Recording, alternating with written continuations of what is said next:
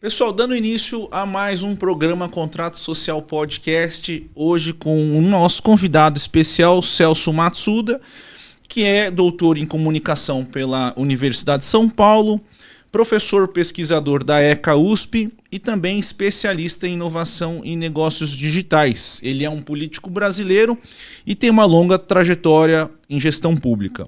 Celso, seja muito bem-vindo ao nosso programa Contrato Social. Obrigado. Celso, queria que você falasse aqui para os nossos telespectadores. Aqui a gente tem jovens advogados, empresários, que são curiosos em ouvir pessoas dessa sua trajetória.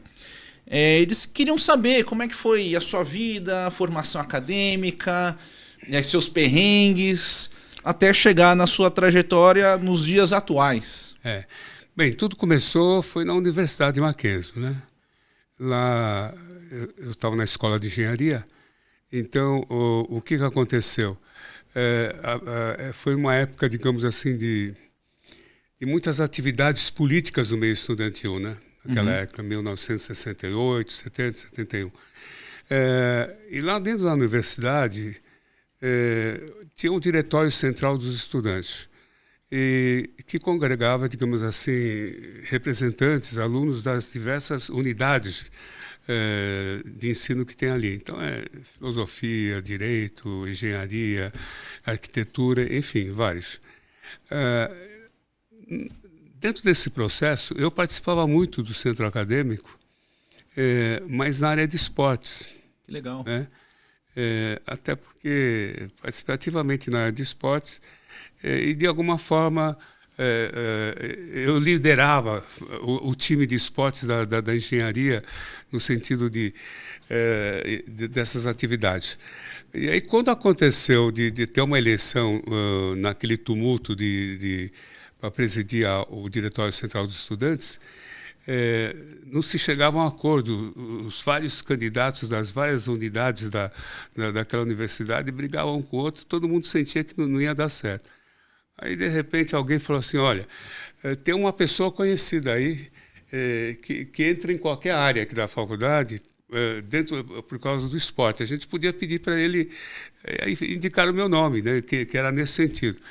E aí todos praticamente aceitaram, né, talvez com o pressuposto de que eu seria mais dedicado à área de esporte, seria mais uma atividade acadêmica. Aí eu entrei. E fui eleito por unanimidade por todos eles. Todos eles trabalharam para a minha campanha. E aí aconteceu um negócio interessante. O movimento político começou cada vez, digamos assim, mais acirrado, e eu não pude deixar de participar dessas atividades políticas externas, né? Então, por conta disso, eu comecei a praticamente a liderar o processo do movimento pelo Mackenzie, a tal ponto que conheci todas as lideranças políticas da época, que na época eram estudantes e que, de repente, hoje, mais tarde, se tornaram aí expoentes políticos, né? Então, estava comentando lá, desde os presidentes da UNE, presidentes da UE, presidentes de várias unidades de outras escolas, e participando dos plenários que haviam dos estudantes, etc., e aí o meu nome foi se tornando conhecido, até pela curiosidade de ser, digamos assim, do Mackenzie, né? O Mackenzie, na época, tinha a fama de ser uma universidade, digamos assim, até de direita, radical de direita, né? E aí surgia um rapaz que era eu, digamos assim, moderado, no sentido de conversar e participar das reuniões que estavam ocorrendo fora. Bom, isso aí custou muito para mim. Eu tive problemas na época, mas de qualquer forma... Mas aí você saiu do Mackenzie? Como é que aconteceu isso, Então, aí não saí do Mackenzie, mas no último ano houve um movimento para lançar... foi o ano em que se voltaram as eleições. E aí, então, a primeira eleição foi para vereador em São Paulo. Vereador, tá. Então já na vereança mesmo, né?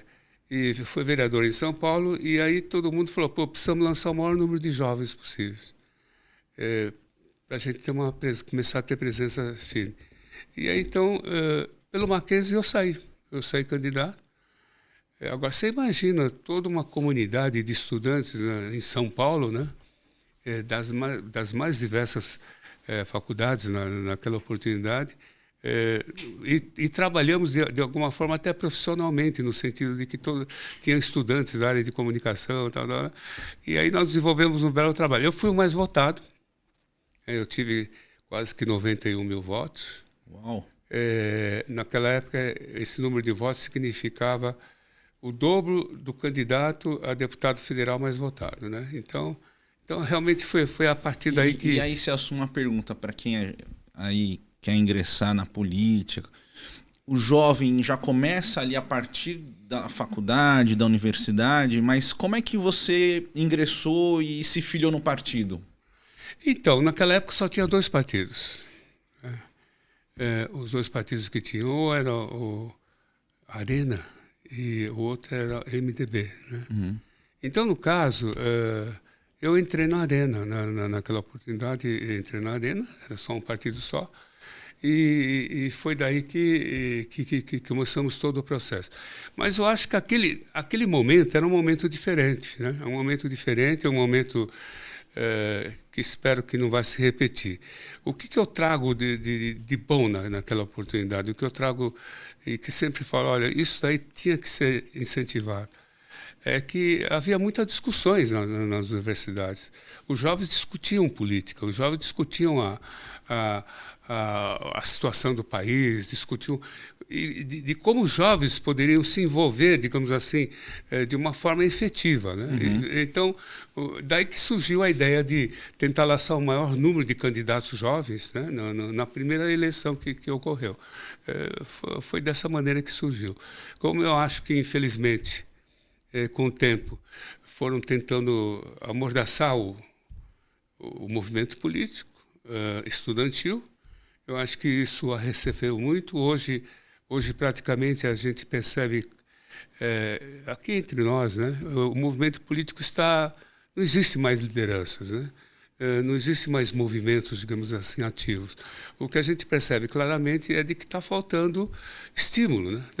Está faltando estímulo, está faltando... até algo que chegamos a conversar. Está faltando a formação de lideranças políticas, né?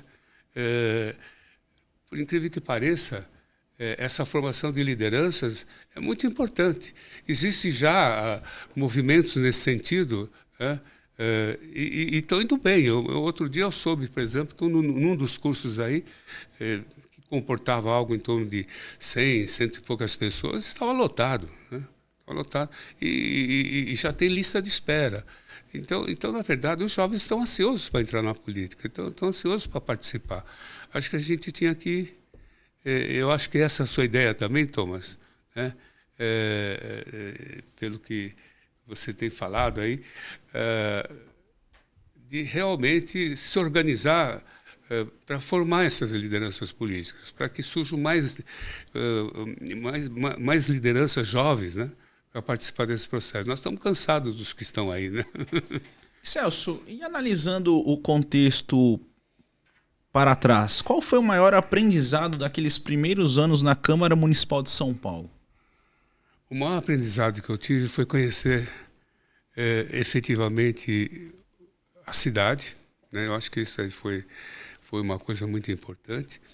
E a segunda foi de efetivamente você ter toda uma preparação para atender a população da cidade de São Paulo em cima de projetos, em cima de movimentos que realmente beneficiassem a população. Nessa época, durante a minha legislatura, as 3, né? Porque eu fui eleito, reeleito e reeleito. Fui 3 vezes. Mandatos. 3 mandatos. Nesses 3 mandatos, os jornalistas que cobrem a Câmara Municipal naquela época, eles me elegeram durante toda a legislatura, ou seja, 3 legislaturas, quase 12 anos, sempre, todos os anos, eu estava na lista dos melhores vereadores da Câmara Municipal. Agora, e havia uma razão, eu sempre era o campeão de projetos, eu participava de todas as discussões insistentemente. Por exemplo, eu fui presidente, durante muito tempo, presidente da Comissão de Urbanismo e Obras, né, que era a coisa mais importante da época. Eu participei ativamente como presidente dessa comissão. De lá que surgiram diversas leis, digamos, significativas para a cidade, como o Código de Obras, a Lei de Uso e Ocupação do Solo, a Lei do Silêncio contra a Poluição Sonora. São todos, digamos assim, em que eu tive uma participação ativa. Ou eu coordenei o projeto, ou eu fui movimentei a discussão como presidente dessa comissão. E também fui um dos primeiros, olha só, Thomas, o primeiro que, de repente, eu criei sugeri e foi aprovado, criamos a primeira comissão de informática. Ah, que bacana. Que era algo totalmente novo, né? E todo mundo discutia, mas ninguém sabia do que se fazia. E através dessa comissão de informática, a gente pôde discutir muito sobre como informatizar a cidade, como fazer da informatização, eu diria até, melhorar a população, né? Melhorar o aspecto da população. Daí saiu projetos como o governo eletrônico, na época. Daí que se começou. A ideia toda todo mundo fala, que tem hoje, né, Thomas? O pessoal fala, tem aí o IA, né? Sim. Todo mundo fala a coisa aparentemente, eu sempre digo que é aparentemente ruim do IA. O IA vai acabar com os empregos, o IA vai eliminar atividades. Eu acho o contrário, né? Eu acho que o IA, ele realmente é fantástico, né? Com banco de dados, informações, tal, faz tudo. A única coisa que o IA não faz é pensar. Então, esse é um trabalho efetivamente nossa, né, dos homens. Daí porque eu acho que, da mesma forma que a informática na época permitiu que hoje a gente tivesse um bem-estar maior, porque eu vejo o seguinte, o que você faz com a informática? Você tem que, na verdade, beneficiar o homem. E o que você tem que fazer com o IA? O IA também tem que beneficiar o homem, a sociedade. Então, hoje nós estamos vendo aí coisas incríveis, né? Eu estava comentando. Agora você tem aí todo um sistema da cidade, o que a gente chama de, aqui em São Paulo, Sampa SP.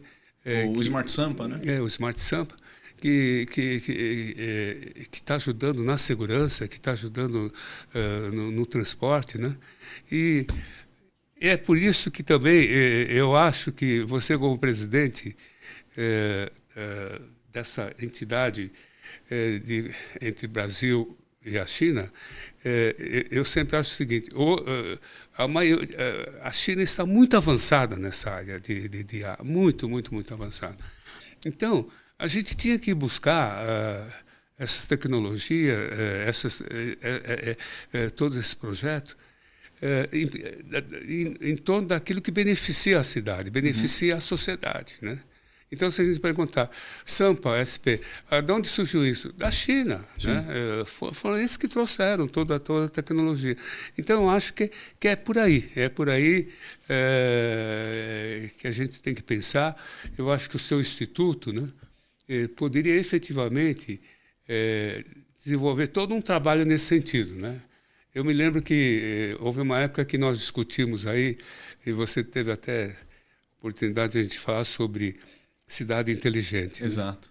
Né? Então, na verdade, a cidade inteligente, o que a gente falava, se baseava na informática, na tecnologia da informática. Mas eu acho que hoje a gente quer falar em cidade inteligente em termos de IA, né? Em termos de IA, e a gente vai perceber muitas coisas boas. Celso, o que você está querendo colocar também é que a IA pode ser um instrumento de eficiência também para o setor público. Né? Eu acho que aí a tomada de decisão do gestor público também está se baseando muito nos dados. Isso. E aí é uma pergunta para você, que eu tenho certeza que você tem essa experiência, você foi o secretário municipal de abastecimento de São Paulo e depois o presidente da CEAGESP. Isso. Qual é, na prática, esse papel estratégico das centrais de abastecimento para a segurança alimentar de um país, Celso? Já que estamos passando aí por guerras, situações que aumentam o custo de logística e transporte, o barril do petróleo agora aumentou. Como é que você vê a segurança alimentar do Brasil e do resto do mundo? Então, a segurança alimentar, na minha opinião, quer dizer, é a coisa prioritária, o mais importante. Pode faltar tudo, mas o que não pode faltar é alimento. Sim. Alimento. Então, a minha experiência, né, dentro dessa área, inclusive eu fui secretário nacional de política agrícola, fui presidente da CEAGESP e fui até secretário municipal de abastecimento. Eu percorri, digamos assim, todas as etapas, né, da produção de alimentos, transporte, até chegar Então, tudo isso aqui é algo que o Brasil tem que investir muito, né? Tem que investir muito. Eu acho que nós temos que investir cada vez mais na área de produção, né? Nós estamos indo muito bem na área de produção, mas nós temos muita terra, né? Nós temos muita terra. E outra, querendo ou não, nós temos muita experiência. O que você percebe hoje, tem uma empresa chamada Embrapa, né? Embrapa hoje está vendendo tecnologia para o mundo em termos de produção de alimentos, né?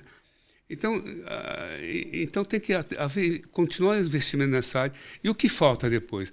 Por exemplo, aí então você começa a perceber, esse alimento tem que chegar à mesa do consumidor. Para chegar na mesa do consumidor, você tem que pensar, primeiro, no transporte disso, né? Então, a logística de transporte, né? Então, como é que se vai fazer isso? Na medida que você pensa em logística de transporte e aí envolvendo toda uma área de armazenagem, etc., chega no segundo momento. Qual que é o segundo momento? O segundo momento como é que você vai disponibilizar isso para a população? Então, é a logística de entrega na cidade. Cada vez mais nós estamos aperfeiçoando esse sistema de entrega, né? Até que efetivamente o alimento chegue na mesa do consumidor.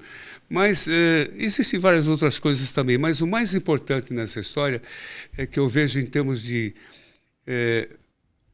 quando você fala em contrato social, né, eu acho que o maior contrato social que a gente tinha que idealizar não pode faltar alimento para ninguém, nem para as pessoas mais pobres, ninguém pode deixar de ter alimento, né?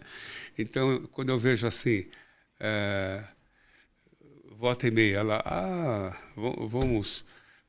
vamos fazer passagem grátis, né? Bolsa Família, está tudo em ordem. Eu acho que são movimentos sociais importantes e que tem que ter sequência. Mas eu acho que tem que ter essa prioridade para alimento. Então, segurança alimentar, ou seja, não pode faltar alimento para ninguém. Num primeiro momento, a gente está pensando que o alimento... bom, a primeira coisa que vem é o custo, né, o preço. Então, é aí que a gente tem que entrar, né? Vamos estudar como é que se reduz, aumenta a produção, novas tecnologias de produção, coisas dessa ordem.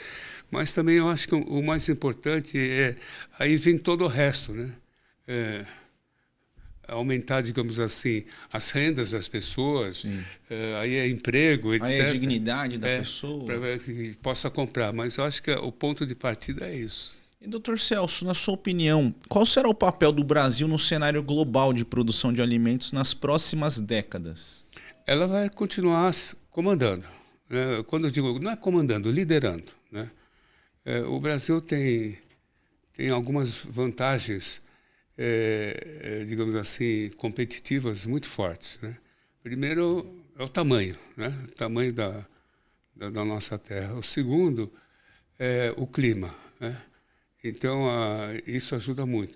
E hoje nós precisamos... Então, o que tem? É um bom programa, uma boa política de desenvolvimento, né, de implantação. Em algumas áreas nós já somos líderes desse processo, mas ainda nós estamos, digamos assim, temos dificuldades, né? temos dificuldades. A política mundial, digamos assim, nós estamos vivendo isso agora, então a gente ainda está à mercê dessas situações lá fora, e de repente o preço do alimento aumenta, a inflação aumenta. Então essas coisas aí que influem nesse tipo de processo. Mas eu vejo o seguinte, não tem como, o Brasil é um país produtor, é um país de alimento, né, assim, e vai continuar liderando esse processo no mundo. Doutor Celso, o senhor atuou também no Ministério do Desenvolvimento Social e no Ministério do Desenvolvimento Regional. Como políticas sociais e desenvolvimento econômico podem caminhar juntos? Um depende do outro. Um depende do outro. Você, por exemplo, se a gente pensar em termos sociais, de política de desenvolvimento social, qual que era? O problema do desenvolvimento social é a pobreza mesmo, né? A pobreza. Então, a falta de habitação, onde morar.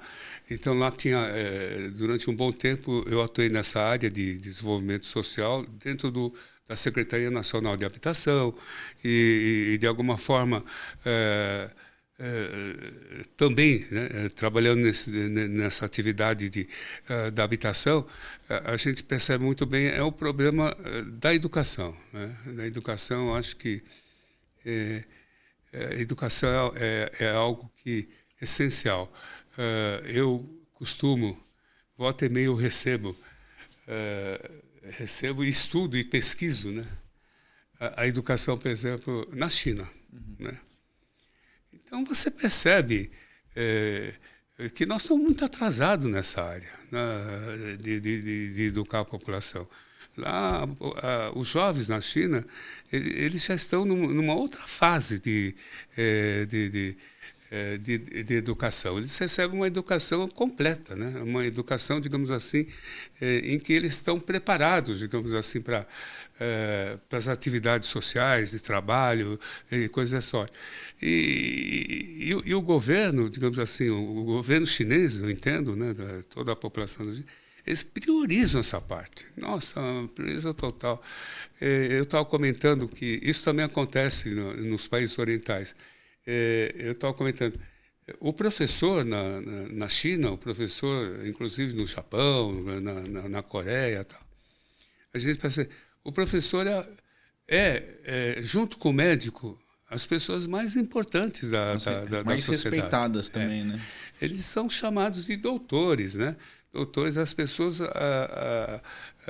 digamos assim, abaixam a cabeça lá e cumprimentam a professora. A professora é a pessoa mais respeitada no bairro, né? Onde anda. Todo mundo trabalha. Por quê? Porque ela está cuidando das crianças e educando, né? Então, tudo isso aí eu vejo que nós temos que mudar, né? Principalmente agora com IA, uma série de outros avanços, a gente tem que pegar e acabar com o analfabetismo, mudar todo o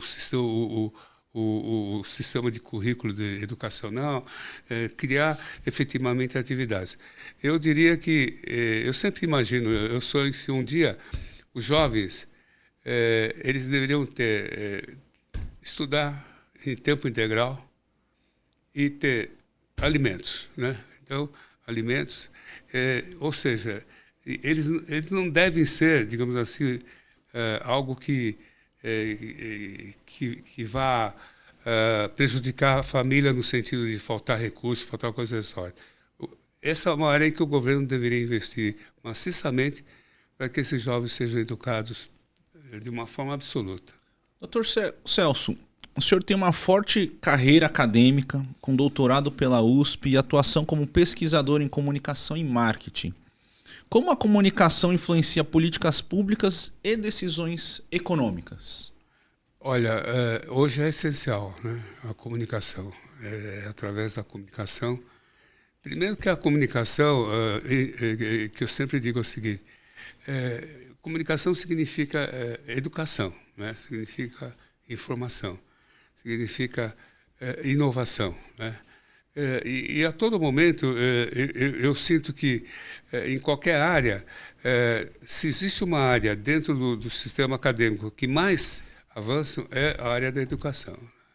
Então, hoje, se a gente fala assim, existe um problema social forte aqui, sabe, Thomas, você como advogado brilhante, você sabe hoje que, de repente, a gente toda hora, a imprensa tem noticiado, rede social,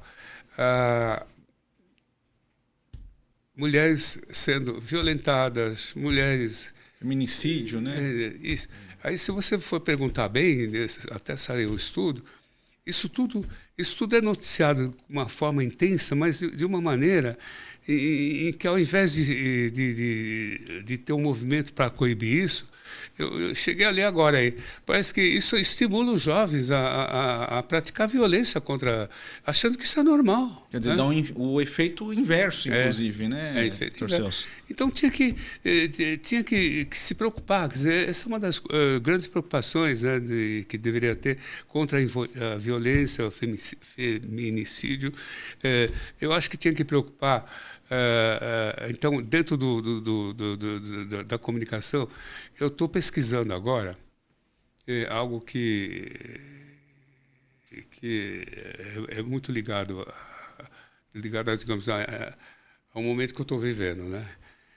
Que é o seguinte: as pessoas estão chegando assim às suas fases dos seus 40 anos, estão começando a se desiludir do que fazem, ameaçados de desemprego, não sei o que do IA, e eles vão perdendo o estímulo. Então, tem mais ruim, pessoas, né, com problemas mentais, tem mais pessoas com problemas toda a ordem.